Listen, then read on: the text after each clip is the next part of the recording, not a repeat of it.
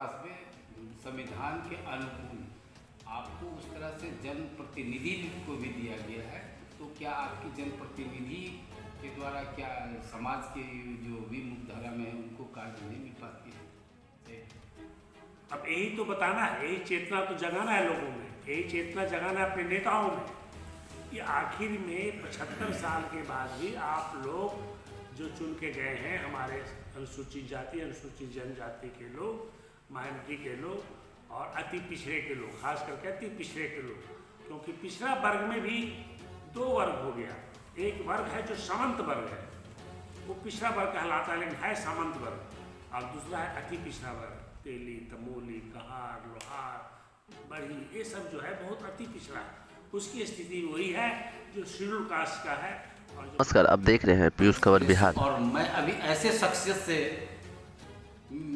बातें करने जा रहा हूँ जो इनकी परचम जो है देश में नहीं, प्लीज सब चैनल को सब्सक्राइब और शेयर करें, हर शहर की खबर अब तक पहुंच सके। के क्षेत्र में इनकी बहुत बड़ी पहचान है।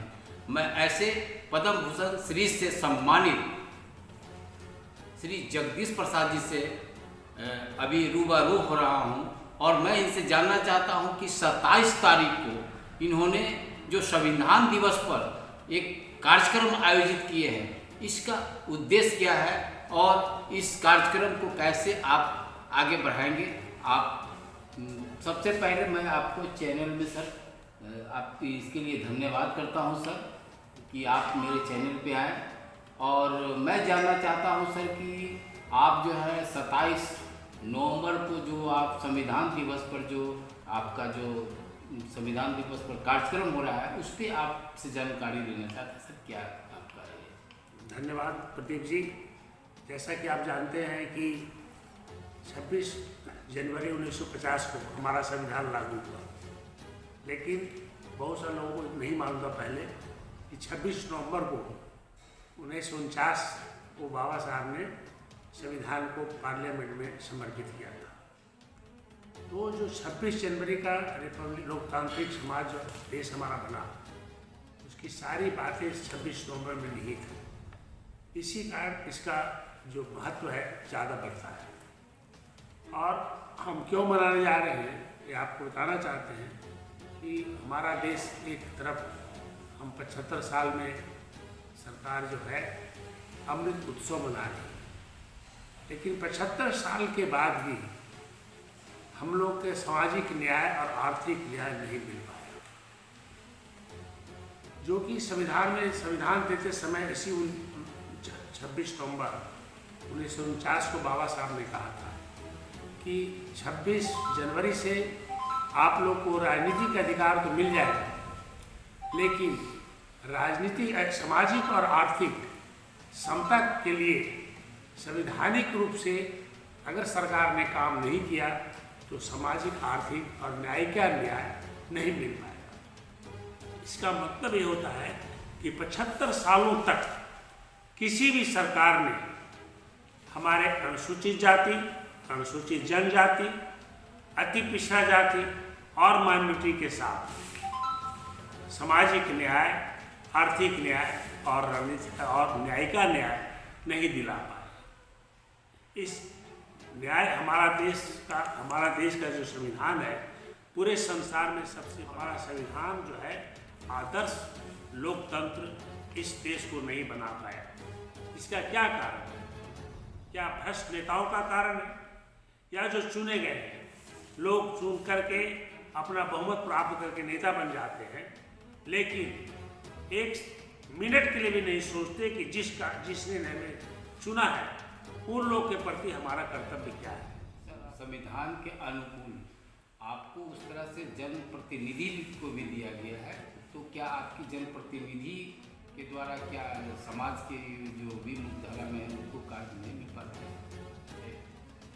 अब यही तो बताना है, यही चेतना तो जगाना है लोगों में, यही चेतना जगाना है अपने नेताओं में कि आखिर में 75 साल के बाद भी आप लोग जो चुन के गए हैं, हमारे अनुसूचित जाति अनुसूचित जनजाति के लोग, माइनॉरिटी के लोग और अति पिछड़े के लोग, खास करके अति पिछड़े के लोग, क्योंकि पिछड़ा वर्ग में भी दो वर्ग हो गया। एक वर्ग है जो सामंत वर्ग है, वो पिछड़ा वर्ग कहलाता है लेकिन है सामंत वर्ग, और दूसरा है अति पिछड़ा वर्ग, तेली, तमोली, कहार, लोहार, बढ़ी, ये सब जो है बहुत अति पिछड़ा है। उसकी स्थिति वही है जो शेड्यूल कास्ट का है और जो तो आखिर में ये बातें क्यों हो पाई? और बाबा साहब ने कहा था कि संविधान कितना भी अच्छा क्यों नहीं हो, अगर इसका चलाने वाला आदमी ठीक नहीं होगा तो देश ठीक से नहीं चलेगा। और अगर संविधान कितना भी खराब हो, अगर आदमी ठीक होगा तो देश ठीक हो जाएगा। और ये स्थिति क्यों आ गई हमारे देश में?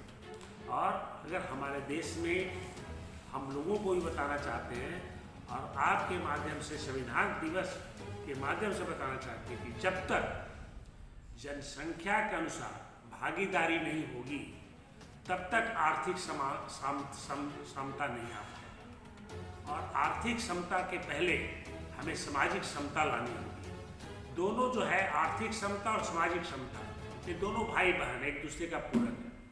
और आप देखते हैं कि पूरे समाज में जितनी भी शोषण होता है, बुराइयां होती है, अत्याचार होता है, उसका सबसे बड़ा कारण है सामाजिक समता नहीं है। और जिस दिन अगर आर्थिक समता प्राप्त कर लेंगे तो सामाजिक समता भी आपको मिल जाएगी। जैसे कि मैं बताना चाहता हूँ, बाबू जगजीवन राम शेड्यूल कास्ट के थे, लेकिन पंडित लोग, बड़े बड़े पंडित लोग उनको आके पैर छूता था, एक सामाजिक क्षमता उनको मिली। तो लेकिन आज बाबू जगजीवन राम से एक आदमी से हमें पूरे समाज को नहीं मिल पाया। तो इन सब बातों पर विचार विमर्श करने के लिए हम सबको संकल्प यही लेंगे कि जब तक हमारे बच्चों की शिक्षा, जो डीएम और एसपी का बेटा बेटी पढ़ता है और बड़े धनबादों का बेटा बेटी जिस स्कूल पढ़ता है, उस बच्चों को, हमारे गरीब मजदूर के बच्चों को नहीं पढ़ने की सुविधा देगा, तब तक हम बिहार में सरकार से लड़ते रहेंगे। और जिस दिन सरकार ने कर दिया, हम बिहार को प्रणाम करके चले गए। चलिए, आप देख रहे थे जैसा कि आपने अभी, मैं पद्म श्री डॉक्टर जगदीश प्रसाद जी से मैंने बातें कर रहा था और इस बात में छन करके ये निकला कि जो गरीब दलित का बेटा है, जिस तरह से शिक्षा, चाहे राजा का बेटा हो या भांगी का बेटा हो, सबको एक समान शिक्षा मिलना चाहिए। और विशेष करके इसी पर इन्होंने संविधान दिवस को लेकर करके 27 नवंबर को मिलर हाई स्कूल में इन्होंने एक सम्मेलन, संविधान दिवस पर सम्मेलन का तैयारी किए हैं और इसी डिबेट पर अपने जो है इस पर चर्चाएं अपने समाज और जो भी अति पिछड़ा दलित के लोग होंगे उस पर ये रखेंगे। आप देखते नमस्कार, आप देख रहे हैं पीयूष खबर बिहार। रिपोर्टर प्रदीप कुमार के साथ बने रहिए, लाइक कीजिए।